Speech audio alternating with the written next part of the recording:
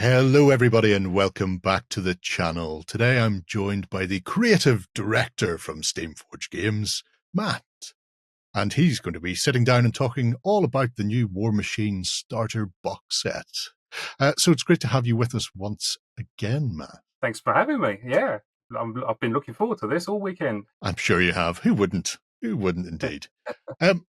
So obviously, people will be aware that Steamforged Games have taken over releasing the Warmachine Mark IV from Privateer Press, and we've seen some releases so far that have been essentially a follow-on from where Privateer were with the 3D prints with the magnetized parts, that sort of thing. But there's a new two-player starter set coming, and it's going to be, I wouldn't say a game changer, but certainly a way of opening the game up to a whole new full crowd of gamers who are unaware of Warmachine or possibly have seen it in the past and were unsure of how to get involved. So do you want to tell us a bit about where the sort of direction came for this then? Yes, I think one of the hardest things for anyone contemplating trying a new war game is you have to really invest probably a little bit more than you're comfortable doing so before you know whether you like something or not. And I think that's why invariably when you start a new war game, it's almost always through a friend who lends you some some minis or shows you the game and you get to kind of try it out for yourself. But that then relies on there being someone who is kind enough to share their minis with you and let you have a go. And a lot of the feedback we got when we were talking to the community and really sort of like information gathering at the beginning of this exciting project was that it needing to be able to get people into the game for a smaller price point so they can try it, discover whether this game works for them or not. We're quite lucky. Warmachine is a wonderful game and has a brilliant game experience and really fits in that lifestyle kind of hobby niche for people. So once they try it, they generally love it. Once they love it, they generally then start playing it a lot, and we all get to have new opponents and new friends to make and things like that. So the current production method, as you mentioned, is the resin method, which is highly detailed miniatures, very easy for us and very quick for us to get to from design all the way through sculpting, all the way through to actual release. But there is a cost associated with that, and those miniatures do end up being on the stronger end of the spectrum, let's just say, when you compare it with other options that are around. And I think when we look at the roadmap that we have for Warmachine right now, there's two things that we're looking for. One is getting people excited and interested in playing the game, and two, being able to make sure that we can scale the production in line with the growth of interest in the game. And so far, we've the player base has nearly doubled in the short time that we've had it. So the growth is exponential at the moment. I mean, I don't think it's going to continue doing that, or it'll flatten off, hopefully, because we can't make minis fast enough. But part of us looking forward is that transition into what's called a HIPS product, or the hard plastic, what you would commonly associate with like Games Workshop games or Malifaux and games like that. And those are minis that still retain that really high level of detail. They come on a frame where you have an extra hobby layer where you get to put them together. And one of the two of the key advantages for us is the price point is different from the resin manufacturing, but also the ability for us to manufacture these in a higher volume is actually the secret real benefit for this. That being said, for the community and for the people who want to try the game, having a really low cost entry point to try this game out for two players was the first pillar that went down on the design doc for this particular product. And when we look at the box set, there are two of I think the most iconic factions within the Iron Kingdoms. You have the Khador Winter Corps and the Signar Storm Legion. And the fact that these are all hard plastic is absolutely mind-blowing, because they are some stunningly superb miniatures. But people, I don't think, often realize just how much detail is, or how much design work, rather, it goes into making something that can be produced in hard plastic. It's much easier to make something that can be 3D printed or metal or resin cast, because you're able to have the likes of undercuts, and there's a lot of flexibility to certain molds. When you're dealing with hard plastic, it's much easier for the final consumer to work with in many cases. But to get to this position where you have not just great looking miniatures, but dynamically posed looking miniatures, have these sweeping cloaks and coats coming out, have the effects from weapons or whatever it happens to be. All of these things are an extra layer of design detail that needs to be worked out and put in there. How long have you been working on this project then? Because it seems stunning from a very quick turnaround, if you take my meaning. I mean, it's when did we start on it? I think we probably started around this time last year on this product, and I think I don't know how interesting this is one of those kind of peek behind the curtain moments, and I don't know how interesting they are. So I'll try and keep it brief. And if you think it sounds interesting, I'll tell you a bit more about it. But as you correctly surmise, it's not necessarily harder to sculpt or to technically design for hard plastic. It's just different.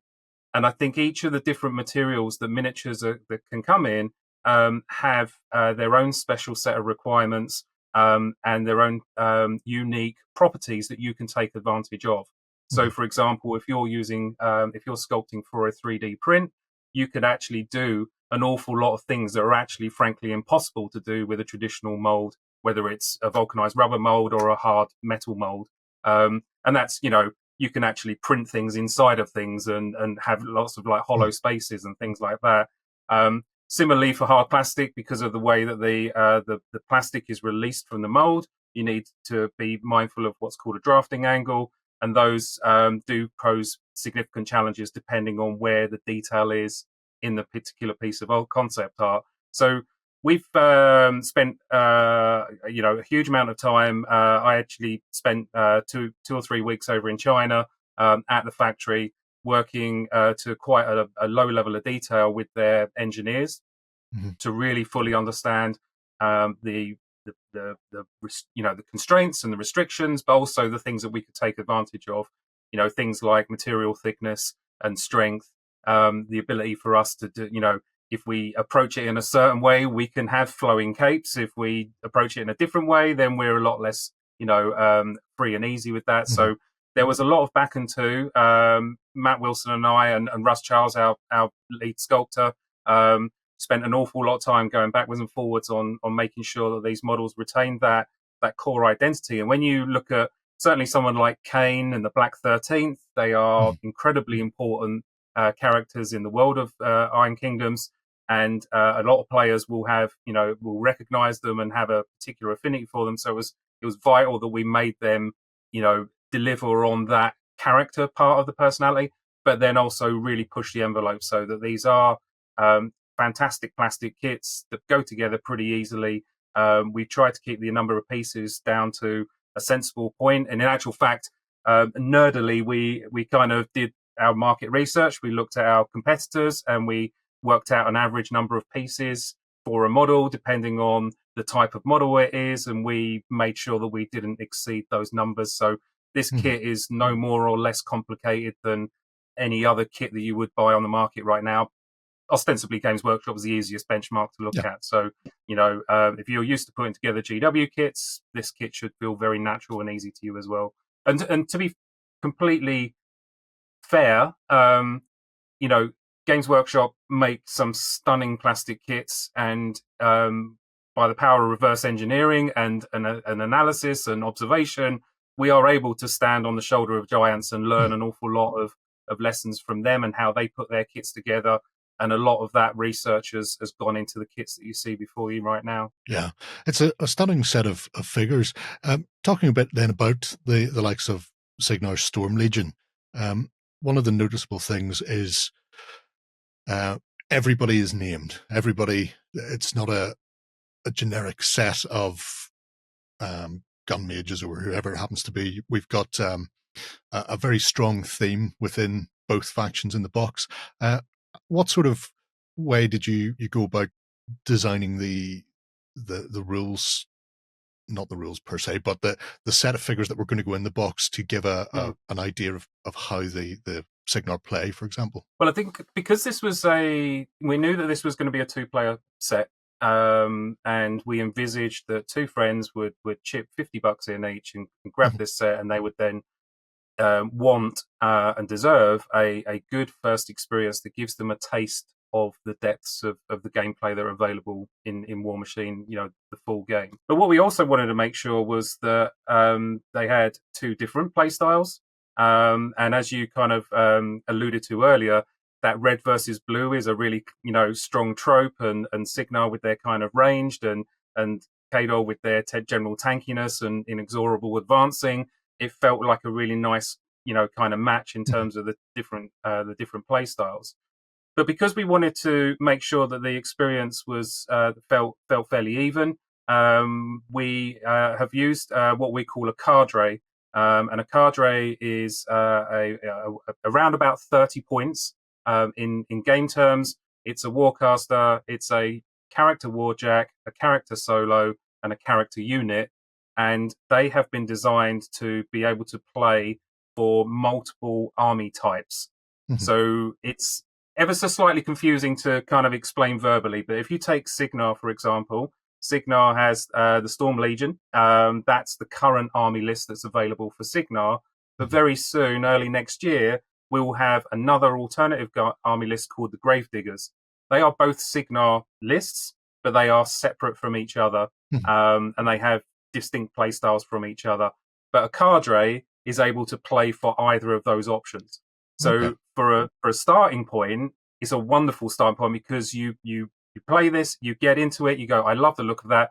Do you like knights with lightning swords, or do you like kind of World War II paratroopers kind of pitching in with assault warjacks and heavy gun placements? Because you can go in either direction, and the corresponding statement is also true for the Khadoran option as well. So that really sort of formed the nucleus of where we wanted to go. We wanted to make sure that people were investing $50, and it felt like an investment. So I think sometimes when you get into a war game, and actually way back when, maybe 15, 20 years ago, when I first started getting into Warmachine, the sort of battle group boxes weren't necessarily as well thought through, and sometimes you bought them, you played it, you liked the game, and then you realized you didn't actually play with those models ever again because they weren't quite optimal, or for whatever reason there were better options. So we've tried to sort of protect ourselves and our and the community against that. So what you buy here will be incredibly usable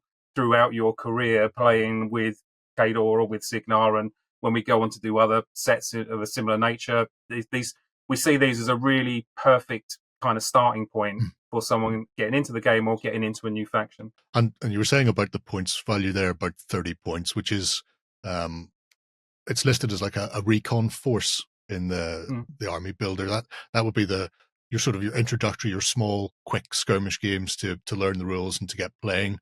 And then it wouldn't take much to sort of add on 20 or 40 points, depending whether you're going to go to sort of the 50-point skirmishy games and then the larger ones. You've got it exactly. You've got a solid core. There's whenever anyone asks me what is the optimal route, I will tell them the route that is designed. So it is a cadre, as you say, 30 points. The next game play level is 50 points, and generally, if you look at the battle group boxes, that is another warcaster with a couple of warjack or warbeast options. They are generally around 15, 20 points. That gets you up to your 50 points. You now have 2 warcasters to kind of choose between and try out. And this is one of the wonderful things about Warmachine is the exact same army can feel very different depend on which warcaster you're playing with.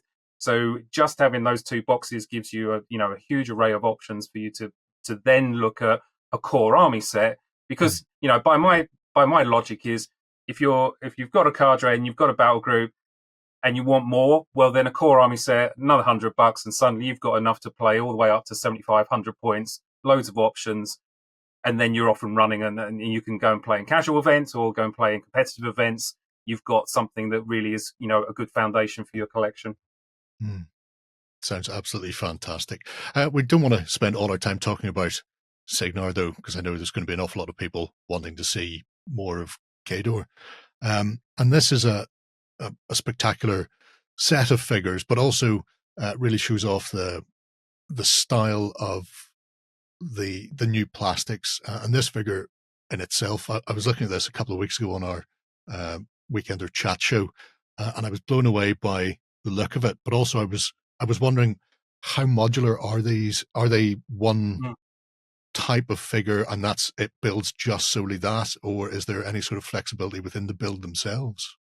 So if you're talking about, the way back when sort of Space Marine plastic kits and how you could kind of really configure them, it's not that. It's much more akin to a games, a modern Games Workshop style kit. For this, for Goran though, there is a couple of options that you do have. The missile and the special effects, like the flame effects and the smoke, they are optional. So some people absolutely love them. Some people absolutely loathe them. Very few people actually exist in the middle where they're kind of like, oh, that's all right. So what we wanted to make sure was that you weren't hardwired into one option. So you can build Goran with none of the special effects, and he's just holding his missile launcher. Or if you want to go full bells and whistles, you can have the actual missile blasting out at the end, as you can see in the image here. Which is always nice. And obviously there's the magnetization possibilities, which Warmachine players are very, very aware of. Have it so that you can have either or. It's always a good way to go. I think these the hounds, as well as the jack for the Khador, are particularly good because they really show off the brute armored effectiveness, I think, of Khador within the box that you were talking about, that the juxtaposition to the long range sniping of the Cygnar forces here. They just inexorably move towards you until they're within range, and then they will remove limbs from whoever happens to be in front of them. It's that classic gameplay of can you kind of cleverly use terrain and advance and get close enough, because if you do, then yes, you will absolutely destroy the lightly armored Cygnar. The Cygnar's job is to lay down withering fire and try and deplete you. So that hangs more in the balance when you actually get there. But yeah, Khador is pure armor and slow movement, and they get there eventually. Yeah, so all about fire and maneuver, they tell me. And you were mentioning there that use best using of terrain. There is actually some scattered terrain in the starter set as well. So for people just starting off, they don't need to worry about not having requisite sort of bits and pieces for their tabletop. Yeah, it's one of those interesting things. It's a fine balancing act, because what we wanted to do was, obviously we had a target price that we wanted for this. We wanted to make sure that every penny spent was a useful penny spent by our customers. And so there's that fine balancing act of putting some terrain in. So for those people who don't have any, it is a box that you can throw down on a little 2x2 or 3x3 table and play a game out. But for those of you that do have terrain already from other games, or from hanging around in your bits box somewhere, it's some fairly simple pieces that can add to your existing kind of terrain collection without going too over the top. So yeah, there's a few walls and there's a few patches of rough terrain in there. They're the most common types of scatter terrain, and they're certainly the types of terrain that is probably most useful to understand and learn the rules for. Because if you played Warmachine, there's an awful lot of really important interactions, like you can't charge over a linear obstacle for it, like a wall, for example, unless you have a certain ability. So learning that early on in your Warmachine career is quite important.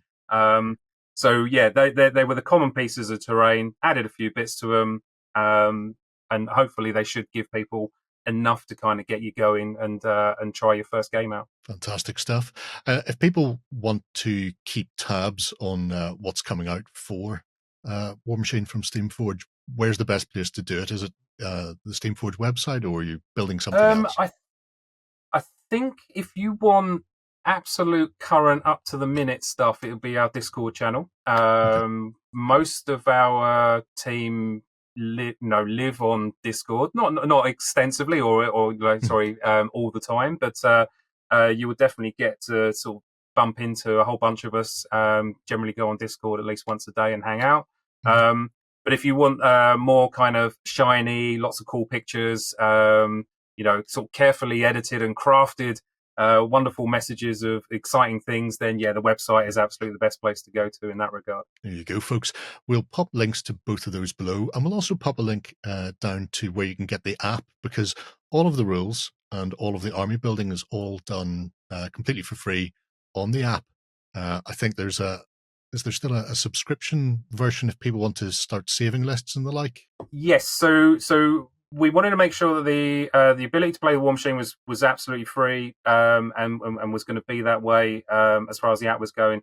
We've added some functionality to the app that is optional. So, for example, you can make more army lists and save more army lists if you have the paid-for version than if you have the free version. The free version gives you little tasters of the cool narrative and stories that we tell, but if you want all of those, then some of those are put behind the paywall. So it's really as if you want to deep dive in and make loads of army lists and read all of the fluff and all of the the background and everything, then it's $5 a month or whatever it is. And if you don't, totally cool. You can kind of certainly play the game and build lists with the free version. But all of the rules, all of the cards, absolutely everything you need to play the game is in front of the paywall. There you go, folks. If you want to get involved in Warmachine, this seems like an ideal time to start into Mark IV, and with a great selection of figures as well. It's been an absolute pleasure talking to you, Matt. If anybody has any questions, please drop them below and we'll pass them across to the folks at Steamforged, and hopefully we'll get you up and running with your Warcasters and Jacks in next to no time. Until then, bye-bye. Go ahead and check out our other content on screen now. And while you're at it, why not hit subscribe and remember to ding our dong. Go on, you know you want to click it. Go on.